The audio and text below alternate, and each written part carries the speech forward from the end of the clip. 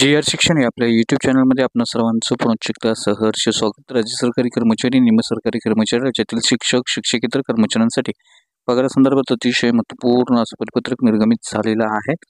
काय आहे परिपत्रक आणि या परिपत्रकाचा फायदा कोणत्या विभागातील सरकारी कर्मचारी, पेन्शनधारकांना, कुटुंब निवृत्तीधारकांना होऊन त्यांना त्यांचा लाभ मिळणार आहे या संदर्भातील सविस्तर माहिती देणारा हा व्हिडिओ पाहण्यापूर्वी नेहमीप्रमाणे आपल्या सर्वांना एकच विनंती, व्हिडिओ शेवटपर्यंत पाहावा आणि आपण जर आमच्या चॅनलवर नवीन असाल तर चॅनलला जरूर सबस्क्राईब करा. समोरील बेल आयकॉनला सुद्धा क्लिक करा जेणेकरून महत्त्वपूर्ण शासन निर्णय, कर्मचारी हिताच्या महत्त्वपूर्ण अपडेट्स, महत्त्वपूर्ण बातम्या आपल्याला आपल्या यूट्यूब चॅनलवरती सर्वात अगोदर पाहावयास मिळेल.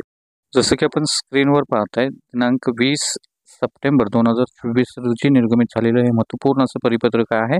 याचा विषय अतिशय महत्त्वाचा आहे. थकीत वेतन शालार्थ प्रणालीमध्ये ऑनलाईन सादर करण्यासंदर्भातले महत्त्वपूर्ण असं परिपत्रक आहे.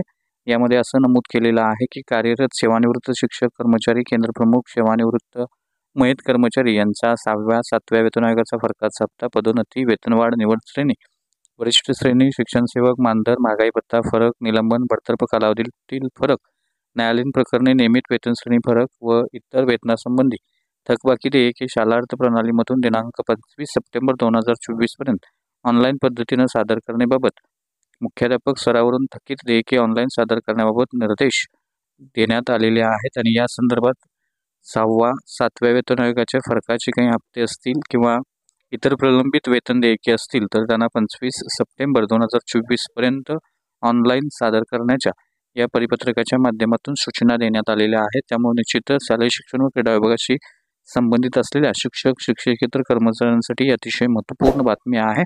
कारण त्यांची सर्व प्रकारची थकीत देयके जे आहेत, मेडिकल बिलासहित 6वा 7वा वेतन आयोग असेल किंवा या संदर्भातली सर्व जी थकीत वेतन देयके जे आहेत ती त्यांना ऑनलाईन सादर करण्यास सूचना देण्यात आलेल्या आहेत. आणि यामुळे निश्चितच त्यांना ही थकीत वेतन देयके प्राप्त होणार आहेत, वेळेत मिळणार आहेत. त्यामुळे निश्चितच त्यांच्यासाठी एक महत्त्वपूर्ण असं परिपत्रक आहे असं आपल्याला म्हणता येईल. तर हा होता अतिशय महत्त्वपूर्ण व्हिडिओ, महत्त्वपूर्ण बातमी.